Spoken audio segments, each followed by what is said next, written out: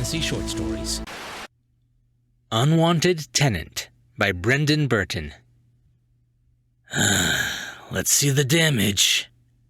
I slid my key into the oak door of the derelict townhouse and pushed the entry open on creaking hinges. Cardboard boxes stacked as high as my head lined the foyer walls. They brimmed with yellowed newspapers, canned food, and other junk. A quarter-inch layer of dust coated everything. Flecks danced in the sunlight filtering through the dirt-streaked windows. Damn. I pulled the unlit stogie from my mouth and held it in my left hand. What a mess. Dropping the key into my right trouser pocket of my turquoise leisure suit, I stepped inside. I set my faux crocodile leather briefcase on the floor and tapped the toes of my scuffed loafers against the pinewood planks. Still, I should be able to flip this heap. I just need to handle the, tenant. All right, I said to the dust-choked air. Come out. No use beating around the bush. A chill draft blew through the foyer. The translucent figure of an emaciated old man materialized a few feet in front of me. White-haired, white-bearded, with icy blue eyes that glared out from a sea of wrinkles. He wore a stained cotton wife-beater and a faded pair of red and blue striped briefs. His feet were donned with two fuzzy slippers. The right was hot pink with a set of floppy bunny ears, and the left was baby blue with a large hole in the front that let his big toe poke through. My resident spirit crossed his thin arms over his bird chest and frowned. You the man that used to own this place, I snapped my fingers to jog the noggin. Mr. Withers? Yes, said Mr. Withers with a dry voice. You can see me. That seems obvious. How?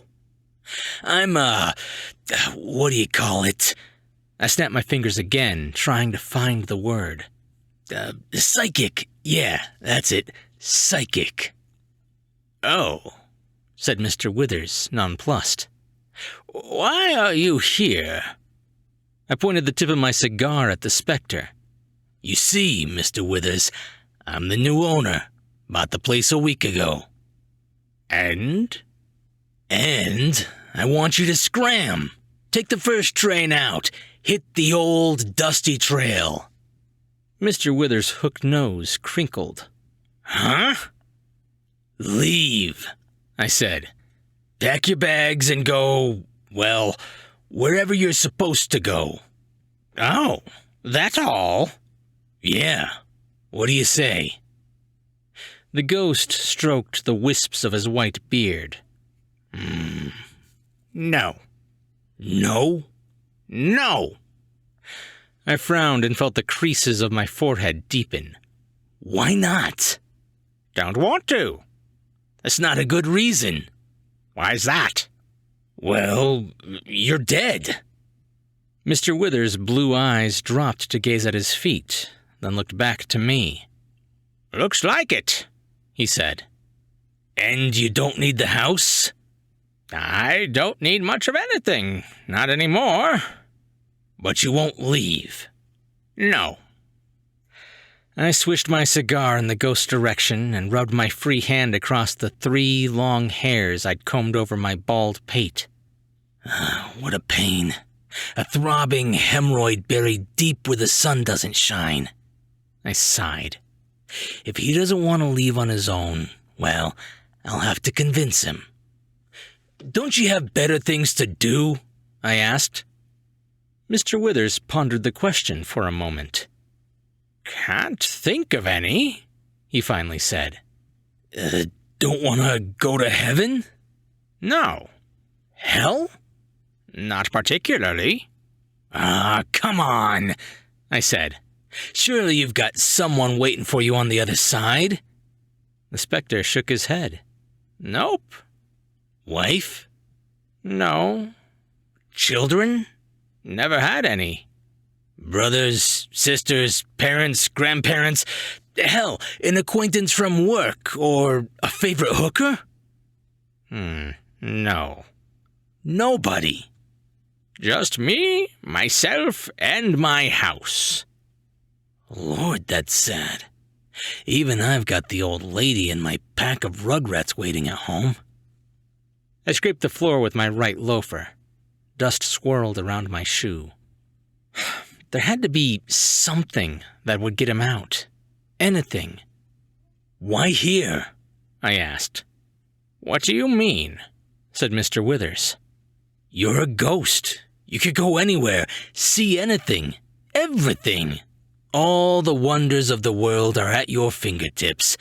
Why stay in this dump? Mr. Withers' eyes flared. He scowled and said, This dump is my home. I built it, lived in it, died in it. This is where I belong, and I won't leave. Not now, not ever. I reached up and rubbed my right temple with my right hand, trying to soothe the headache building in my skull. This isn't going well. Not a bit. I stuck the butt of my cigar in my mouth, nodded a few times, and pulled it back out. Diplomacy isn't going to do the trick. I don't want to twist the coat's arm, but how do I sell a place with a literal ghost in the attic? Won't happen. No, I'm going to have to play hardball. I'm sorry, Mr. Withers, truly, I said, but you aren't giving me any choice. The specter cocked an eyebrow. Excuse me? Well, if you won't clear out, I'll have to kick you to the curb. Kicked to the... Exorcised, I said. You know, with the priest and the prayers and the holy water. I won't put up with a two-bit rent-dodging Casper. Exorcise me? Asked Mr. Withers, an edge creeping into his voice. Absolutely, I said, punctuating each syllable with a stab of my cigar. Mr. Withers' haggard face twisted with the fury of a tempest. I see. His ice-blue eyes burned with internal fire. A field of energy crackled around him. The boxes in the foyer trembled, and the plank floor shook. That won't do. I gulped. What are you... I felt a tug behind my belly button and was yanked into the air. The fabric of my jacket and trousers rippled.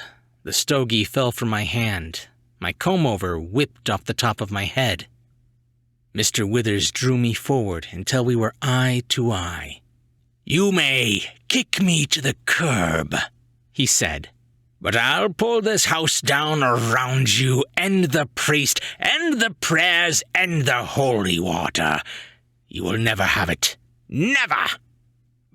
Boy, did he call my bluff. My teeth chattered. A ripple of fear traveled down the length of my spine. Who would have thought the spirit of one old recluse could do so much?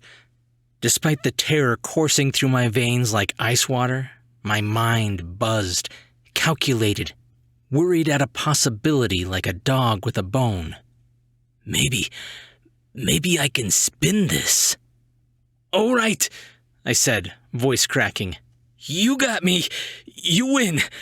Clearly, you are the boss. No exorcisms. I swear it on my mama's grave. I cleared my throat. Now, put me down, will you? Mr. Withers squinted, and the fire left his eyes. Fine.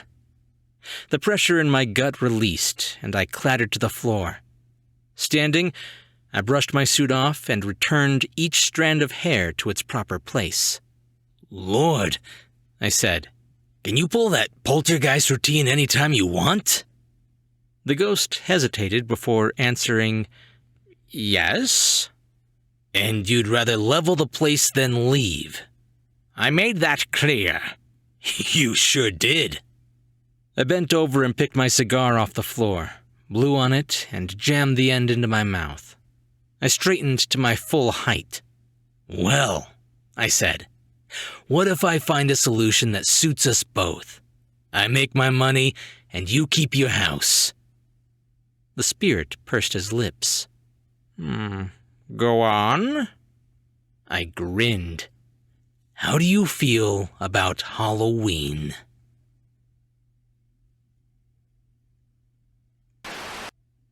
Brendan Burton is an HVAC technician by day and a wannabe writer by night.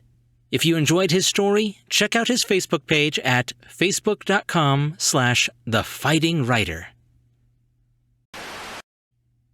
Hey guys, hope you liked that one. Something lighthearted. I can honestly say I have never thought of using a poltergeist as an attraction for a haunted house. If you enjoyed this one, be sure to check back in about a month when Brendan's going to have another story on the channel. And of course, before you go, if you're listening on YouTube, leave a thumbs up and a comment. And if you're listening on the podcast, just be sure to subscribe for more brand new short stories. I'm Chris Herron, and that's it for today's Tall Tale TV.